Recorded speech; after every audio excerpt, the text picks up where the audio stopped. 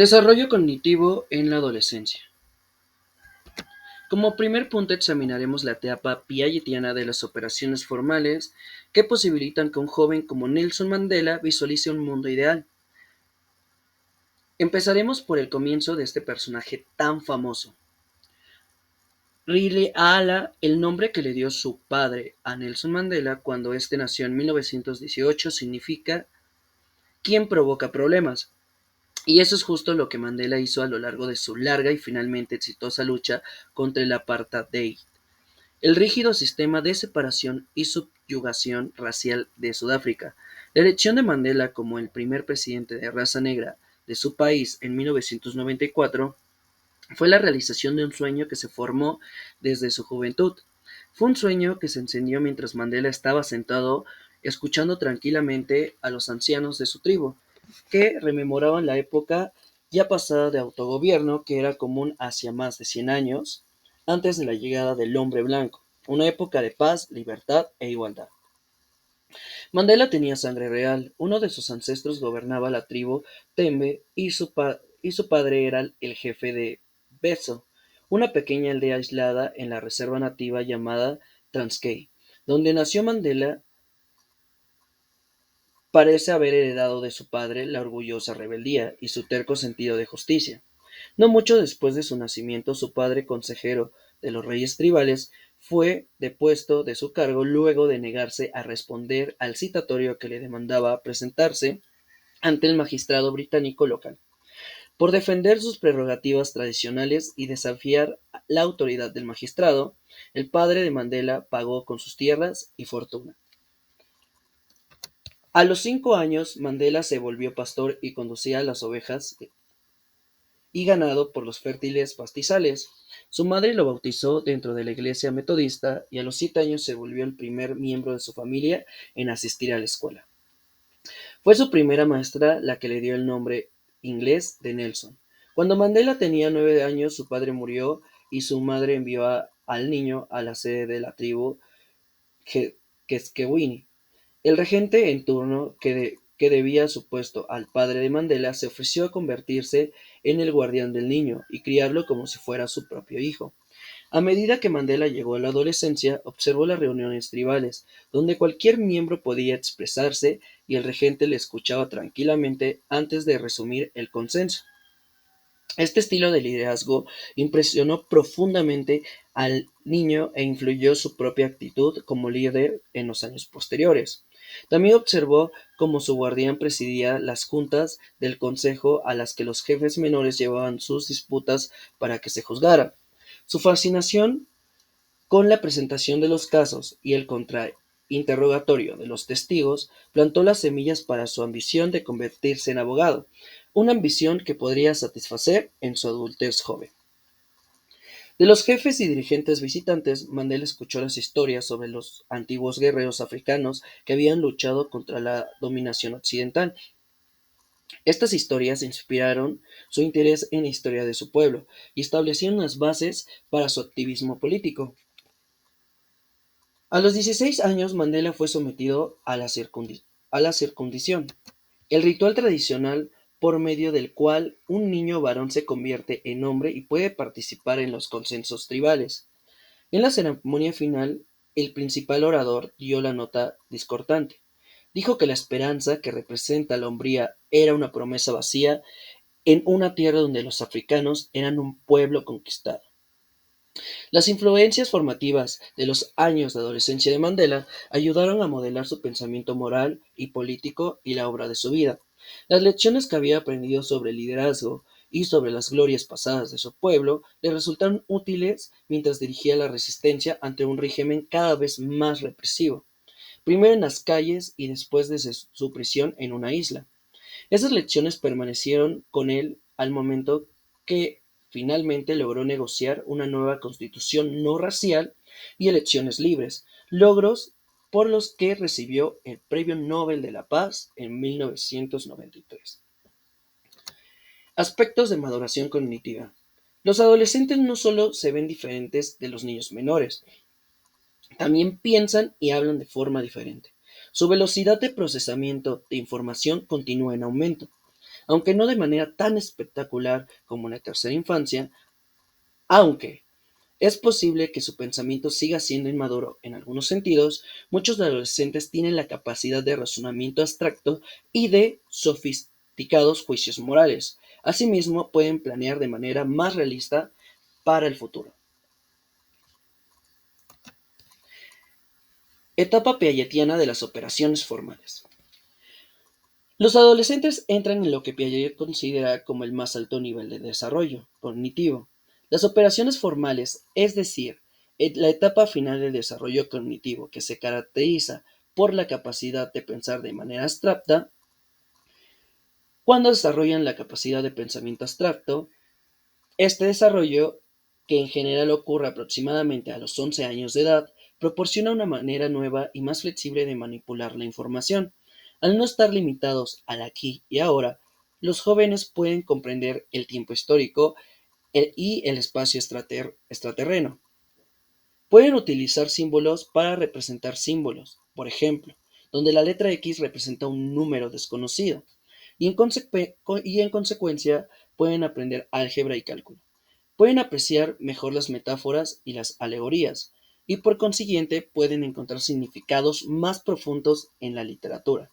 Pueden pensar en términos de lo que podía ser, no solo de lo que es. Pueden imaginar posibilidades y someter a pruebas las hipótesis. Al igual que Nelson Mandela, las personas en la etapa de las operaciones formales pueden integrar lo que aprendieron en el pasado con los desafíos del presente y hacer planes a futuro.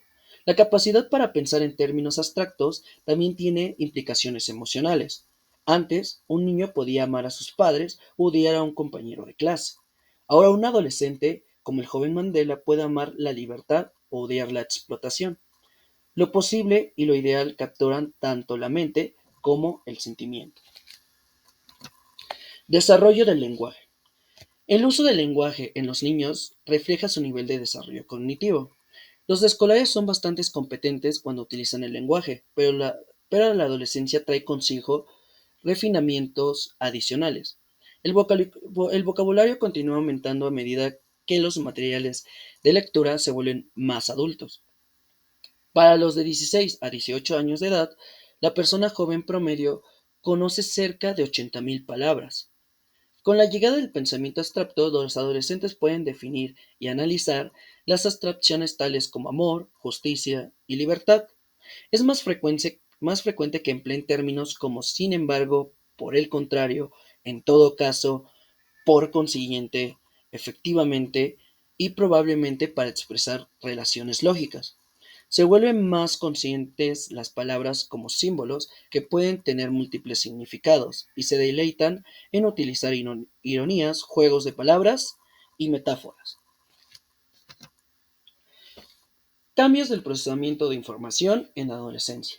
Los cambios en la manera en los que los adolescentes procesan la información reflejan la maduración de los lóbulos frontales del cerebro y pueden explicar los avances cognitivos que describió Piaget, las conexiones neuronales específicas que se pueden y las que fortalecen dependen de la experiencia.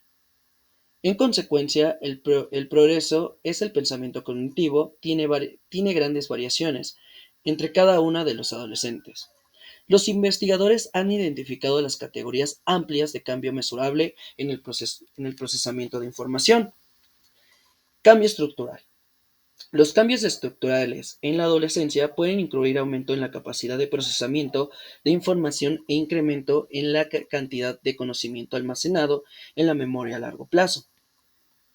Es posible que la capacidad de la memoria de trabajo, que aumenta con rapidez en la tercera infancia, continúe aumentando durante la adolescencia. La expansión de memoria de trabajo permite que los adolescentes mayores lidien con problemas o decisiones complejas que implican múltiples trozos de información. La información almacenada en la memoria a largo plazo puede ser declarativa, procedimental o conceptual.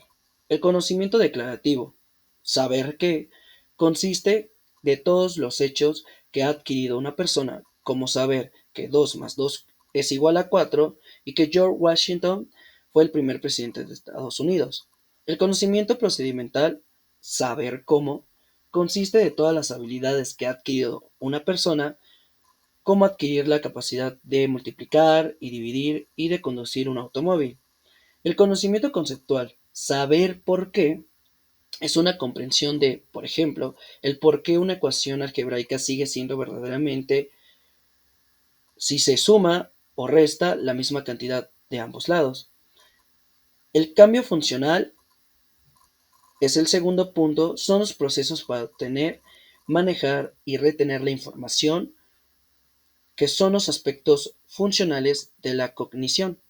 Entre estos se encuentran el aprendizaje, la rememorización y el razonamiento, los cuales mejoran durante la adolescencia.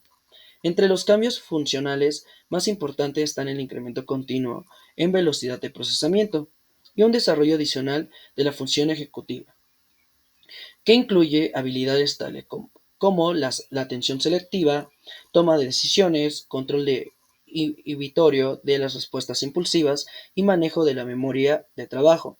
Al parecer, estas habilidades se desarrollan a diversas tasas. Teoría de Colbert sobre el razonamiento moral. Una mujer está a punto de morir de cáncer. Un farmacéutico ha descubierto una medicina que los médicos creen que podría salvarle la vida a la mujer. El farmacéutico está cobrando $2,000 estadounidenses por una pequeña dosis, 10 veces más de lo que le cuesta producirla. El marido de la enferma, Haynes, pide prestado a todas las personas que conoce, pero solo logra juntar $1,000. Ruega al farmacéutico que le venda la medicina por esa cantidad o que le permita pagarle el resto después. El farmacéutico se niega diciendo: yo descubrí la medicina y voy a hacer el dinero con ella. Desesperado, Haynes interrumpe en la tienda del farmacéutico y roba el medicamento. ¿Haynes debía hacer esto? ¿Por qué sí y por qué no? El problema de Haynes es el ejemplo más famoso del abordaje de Colbert para el estudio del desarrollo moral. Desde la década de 1950, Colbert y sus colaboradores plantearon dilemas hipotéticos, como este a 75 niños de 10, 13 y 16 años de edad, y continuaron inquiriendo sobre ellos de manera periódica a lo largo de más de 30 años. Al centro de cada dilema estaba el concepto de la justicia. Al preguntar a los respondientes cómo había llegado a sus respuestas, Colbert, al igual que Piaget, concluyó la manera en que las personas reflexionan acerca de los problemas morales refleja el desarrollo cognitivo. Niveles y etapas de Colbert. El desarrollo moral en la teoría de Colbert tiene ciertas semejanzas a la de Piaget, pero el modelo del primero es más complejo. Con base en los procesos de pensamiento mostrados por las respuestas a sus dilemas, Colbert describió 3 niveles de razonamiento moral, dividido cada uno en 2 etapas. Nivel 1. Moral y preconvencional. Las personas actúan según controles externos, obedecen reglas para evitar castigos o obtener recompensas o actuar por interés propio. Este nivel es típico de los niños de 4 a 10 años. Nivel 2. Moral convencional, o también conocido como moral de conformidad al rol convencional. Las personas han internalizado las normas de las figuras de autoridad. Se preocupan de ser buenos, de complacer a otros y mantener el orden social. Este típico nivel se alcanza luego de los 10 años de edad. Muchas personas nunca pasan más allá de él, incluso en la adultez. Nivel 3. Moral postconvencional, o también conocido como moral de principios morales autónomos. Las personas reconocen conflictos entre las normas morales y realizan juicios con base en los principios de derecho, equidad y justicia, como lo hizo Nelson Mandela durante su adultez. En general, la gente no llega a este nivel de razonamiento moral hasta cuando menos la temprana adolescencia, o más comúnmente en la adultez joven, en todo caso. Posteriormente, Colbert añadió un nivel transicional entre los niveles 2 y 3, donde las personas ya no se sienten limitadas por las normas morales de la sociedad, pero no han razonado sus propios principios de justicia. En lugar de ello, basan sus decisiones morales en sentimientos personales. En la teoría de Colbert, el razonamiento que subyace a la respuesta de una persona ante un dilema moral y y no la respuesta en sí, es lo que indica la etapa de desarrollo moral.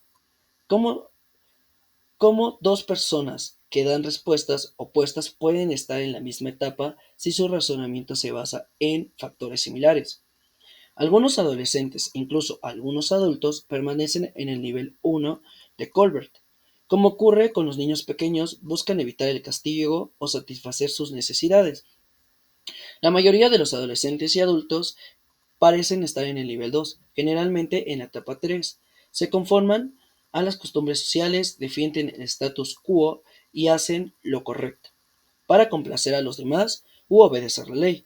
El razonamiento de la etapa 4, defender las normas sociales, es menos común, pero aumenta de la adolescencia temprana a la adultez. En el caso de Nelson Mandela, el acontecimiento que inició su salida gradual de esta etapa fue la ceremonia de circuncisión a los 16 años de edad, cuando escuchó el asombroso discurso que puso en duda moral del sistema dentro del cual estaba siendo iniciado.